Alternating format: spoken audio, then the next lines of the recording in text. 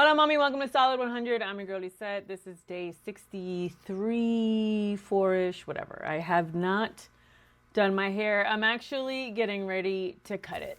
If you can see me on YouTube, I'm gonna, not super short, but like get all of this color out because I'm gonna be in the sun all summer and I really need a cut. I'm way overdue. So forgive me that I haven't really done anything with it. I'm sure you could absolutely care less. Listen, today we're going to be talking about increasing your capacity. When you increase your capacity, God increases your assignment. Ooh.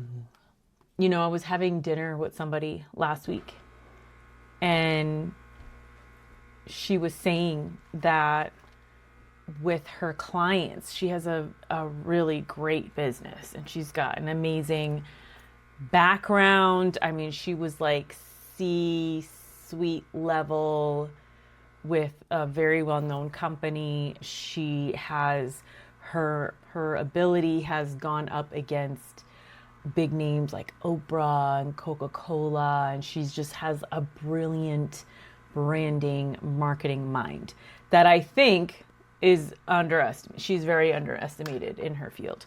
And so I sat down with her and we talked about this a little bit, where she was saying that she felt that the moment that she got back to people quicker and contacted her clients faster and got things off of her plate quicker, the more contracts that she was able to obtain.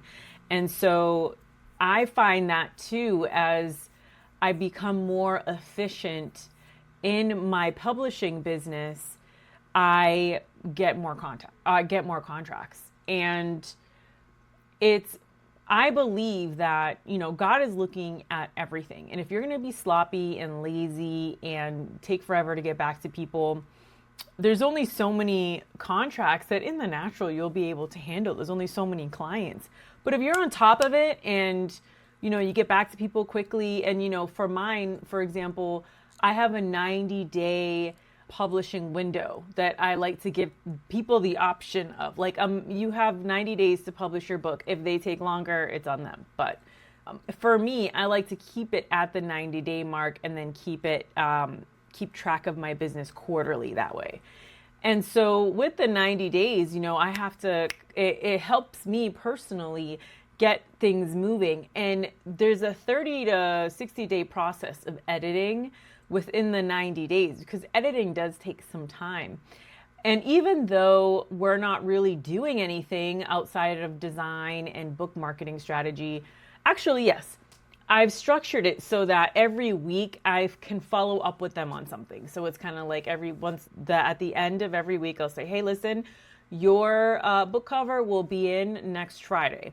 And then the Friday after that, hey, listen, here's your book cover. And then the Friday after that, hey, here is your book marketing strategy for you to watch. And then the next, hey, just want to let you know your editing is going great. Everything is tracking in. So I'm constantly following up with my clients, because otherwise, even if I tell them, hey, like your book is going to take 30 to 60 days to edit, most of the time they'll contact me not most of the time, but sometimes they'll contact me within a week and they'll be like, what are we doing?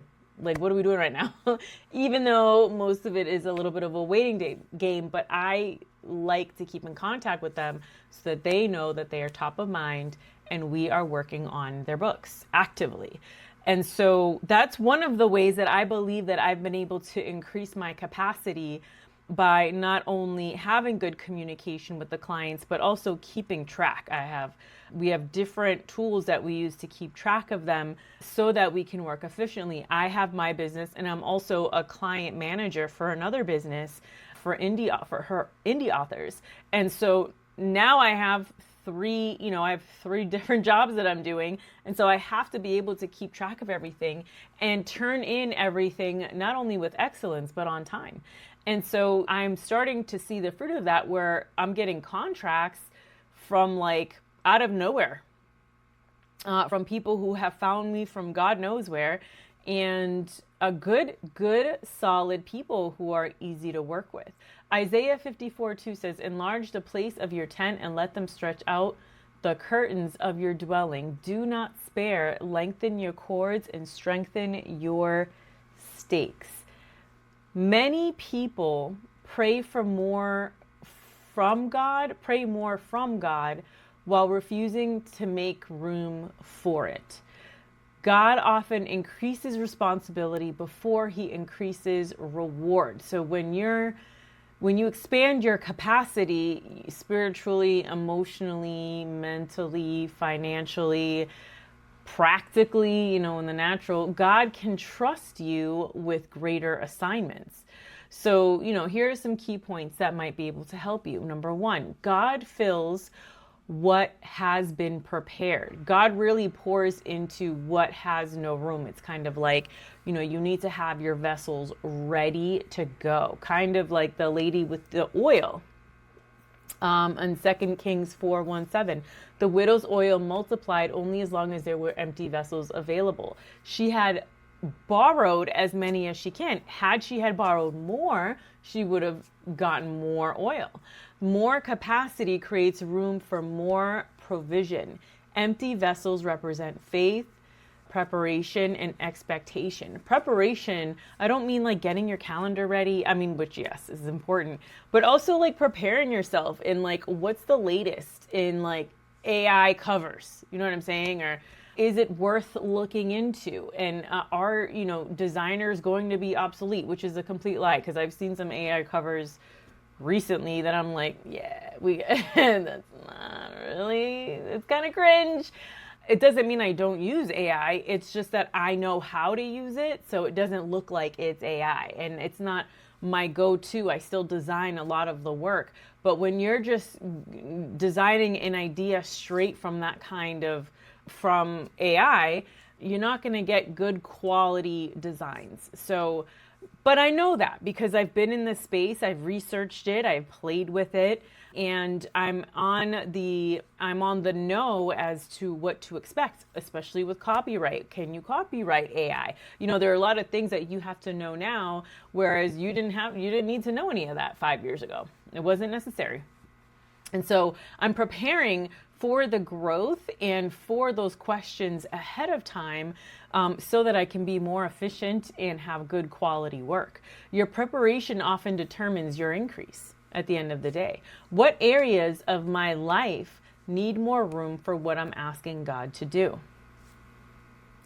Am I being a cup that's already full? Because a cup that's already full, you can't pour anything else into it. So you constantly have to be learning and growing. Number 2, faithfulness creates capacity. I'm kind of high. Let me get this down. Oh, I went up. That's better. Faithfulness creates capacity. Before promotion comes, I feel like I had an eye appointment today, in my notes, or I don't know if I need to make them bigger on here, but like I heard this thing on Freaky Friday too, where she's like, oh no, her phone has the giant letter virus. And I'm like, no, in Jesus' name. Before promotion comes proven stewardship.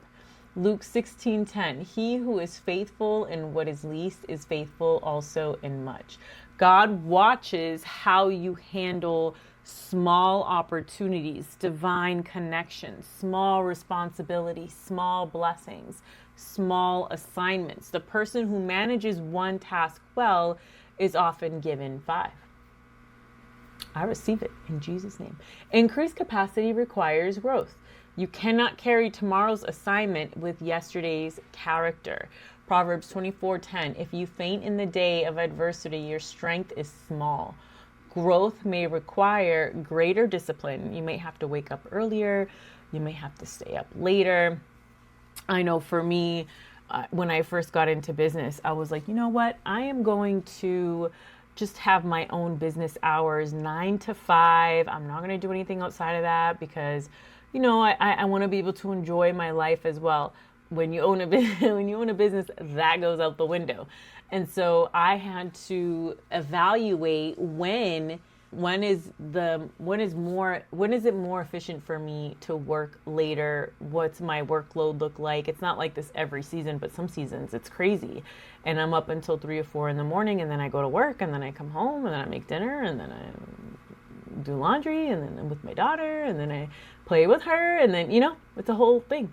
I had to figure out, okay, what can I do discipline-wise where I can get more done? And honestly, when I was working nights, I was working, I would say like 9 to 3, and then I would work when I got home a couple more hours, maybe like 3 to 5. And then, I'd make dinner, hang out with my daughter, and then she'd go to bed at 8:30, and then 8:30 to whenever. Most of the time it's like 8:30 to 2. And then it was like I picked up a whole nother day of work. Better time management. That goes into that. Emotional maturity.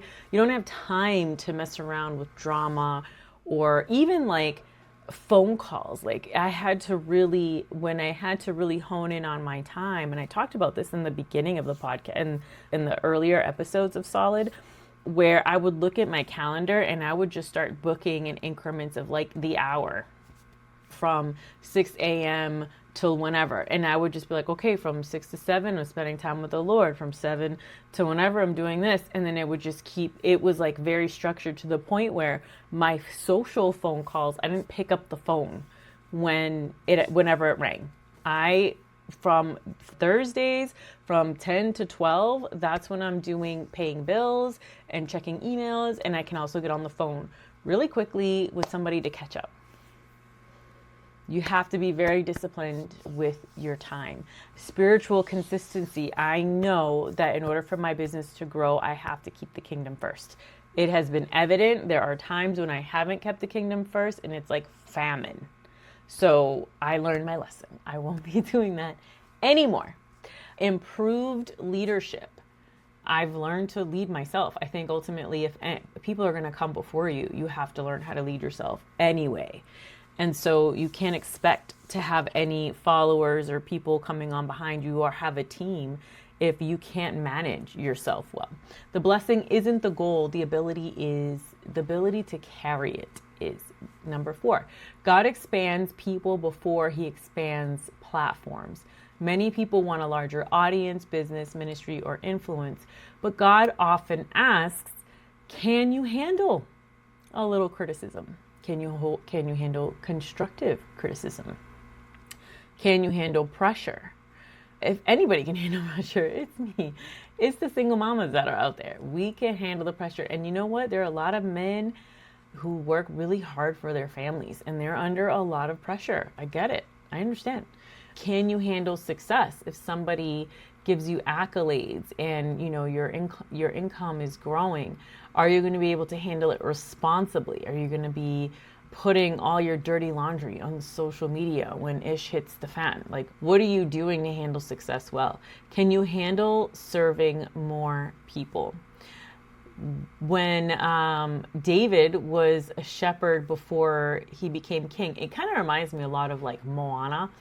And if you ever watch the Disney movie Moana, where her father was preparing her to be chief all her life. And so when it was time to go towards her calling, which was to find the demigod, I don't remember his name, to find Maui.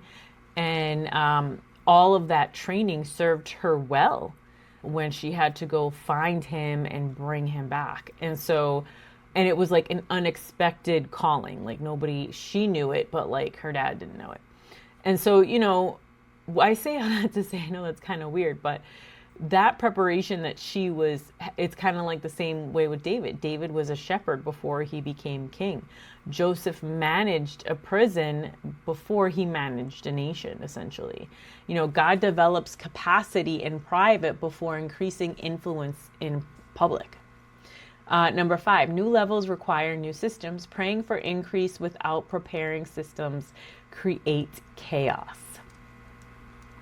This is so true. Exodus 18:17-23. Moses was overwhelmed until he delegated leadership. Do you know that Moses, what was it, like 3 million people came out of Egypt? Can you imagine? Like, it's just you and your family, and all of a sudden you have to like cater to 3 million complaining on top of that. They complained about him the whole time. Sometimes God's answer is getting better organization, like taking a class on how to organize better boundaries, better delegation, better habits. More work isn't always a burden, but sometimes it's just evident of greater trust. You know, one of the partner publishing companies that I work with, she's growing, and she was like, I need help. And so she had to delegate some of her responsibilities over to me because she was just like, this is starting, and she just had a baby. So, I mean, she had to learn how to trust, to delegate certain things to other people in her organization.